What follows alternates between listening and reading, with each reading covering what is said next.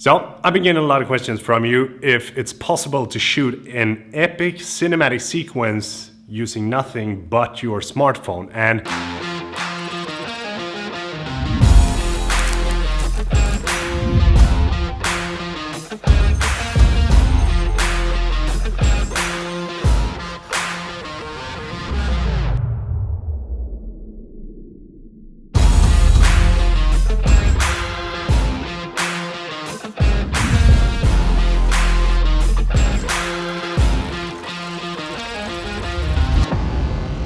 as you just saw, it most certainly is. So today we're gonna go through how to shoot that sequence with a smartphone, because we haven't shot anything yet. I'm here together with my buddy Isak that I'm sharing the office with. I thought I'd take you along on the whole process and share my thoughts, opinions, and everything that you need to know to shoot a sequence like this on your own. And then we're going to jump into the editing process. And to be able to shoot this sequence, we are going to use an app called Filmic Pro.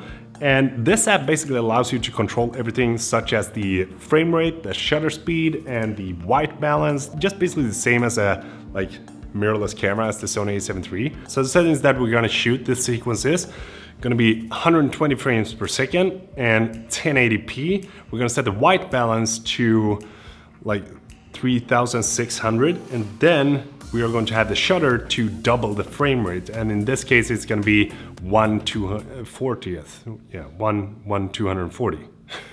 Yeah, 1/240th of a second.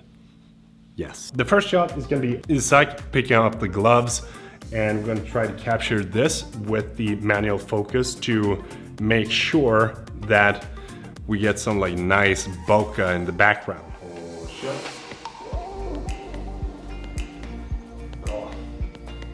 I think that felt good. Now we're gonna get the shot where Isak is strapping the gloves to his wrist, and I'm gonna shoot at ISO 700. Shutter is still gonna be 1/240th, and white balance is gonna be the same throughout this entire sequence. Still manual focus as well.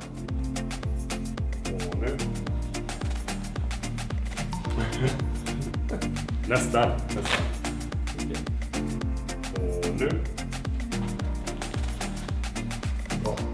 Since I swiped out to the left at the end of that shot, I'm gonna have this shot when he slams the fists together. I'm gonna have to swipe in from the right to make that shot feel seamless. Since we're shooting this in slow-mo, I'm gonna try to time as when I swipe in and stop, Isak is gonna punch his fists together at the same time as I'm stopping. So this might take a few takes. I don't know.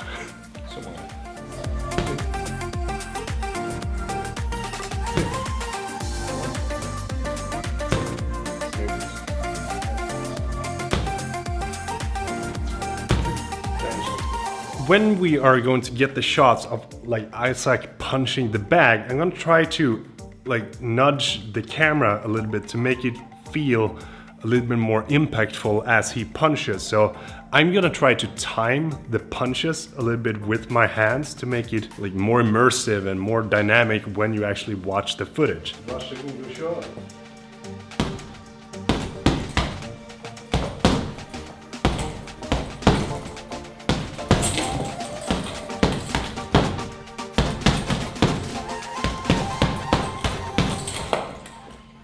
And the reason that I walked close to him and back and close and back is to get a wide shot, a detailed shot, and more wide shots and more detailed shots. Because when you get into the editing process, you want to cut those together to make the whole sequence feel a lot more immersive and a lot more interacting with you as the viewer. So when you're shooting a sequence like this, then try to shoot real close. Shoot a medium shot and then go for a wide shot and then back in and get those really close shots. This shot is something that I don't know if it's gonna be good or not, but I have a vision of how I want it to look, and hopefully it will look the way that I want to look. And the plan is that we're gonna try to follow Isak's hand moving back as I am panning around.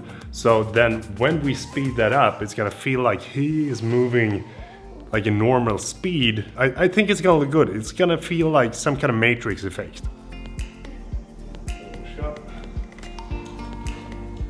långt fram. Bra. I think it felt good. I think we got the shot. Hopefully we did. I don't know, but we're gonna be satisfied with that one. 2 shots left. One shot is gonna be Isaac picking up his water bottle, and the second is gonna be him like putting a stream of water into his mouth that we're gonna slow down. Oh. We're gonna try to get this in 1 shot, and I'm thinking that Isaac is gonna go towards the water bottle, and I'm gonna start like do like that, go there, and then turn around as he drinks, so that we can get some dynamic motion into the shot.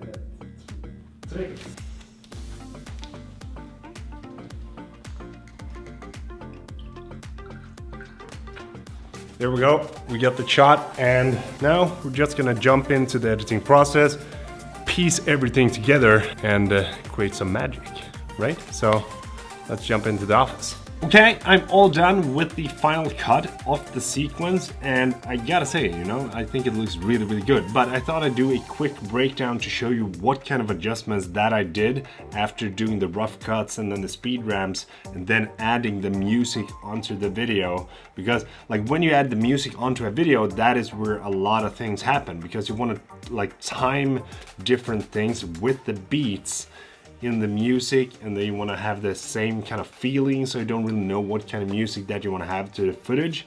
But in this case, I had like this kind of ponderous dum dum dum music that I used for the sequence, and I think it fits really good. And I tried to time like Isaac's punches to the like hits, like the bass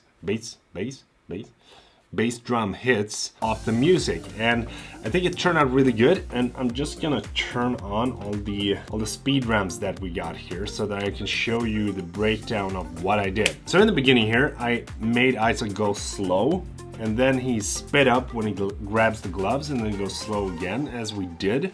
And then in the next sequence, I go fast, and then I go slow again, because it fits better with the music. And then you go fast, and then slow to the hands, like blah. And then in the next sequence, we have a slow punch loading until the first like hit of the music is coming. And then we cut between 3 different clips to give it like some kind of like feeling of actually like doing a workout session. And they're all kind of like stressful like that. And then in the end of this clip, I actually did some keyframing to make it like blend together better with Isaac charging. And when we play this back, it basically looks like a seamless transition. Kind of, you know, if you don't know it, you probably won't think that much about it. So I'm just gonna do some slight tweaks to that to make it look really, really good. But I'm only gonna use keyframing for this. And then I have slowed it down, and then he goes fast as he punches, and just as he lands the punch, I am cutting to another clip where it also lands the punch, so it feels like it's dynamic. And then he punches away, and then we cut to where he grabs off the glove, and this is also keyframe because I increased the scale of this clip. And then as he walks towards the water bottle, I zoom out when we have the speed ramp, and then it goes slow again, and then I have speed ramp, and then it's slow, and then end of the clip. Now I'm gonna add some sound effects, you know, make it pop even more, make it a bit deeper, and then I'm probably gonna do some more color grading to the clips, and this is the final result.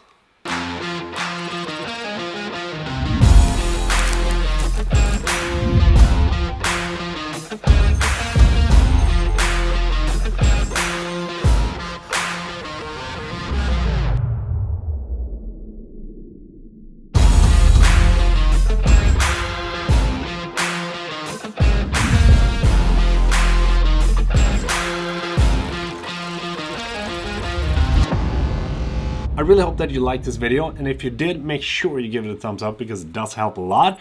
Thanks so much for that, and if you haven't subscribed yet, that'd be appreciated as well. So thanks so much for watching, and until next time, take care, Enna, as we say in Gothenburg. All right, let's adjust this a little bit.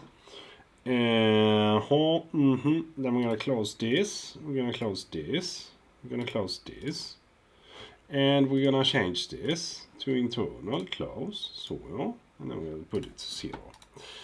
And then we're gonna do like that. So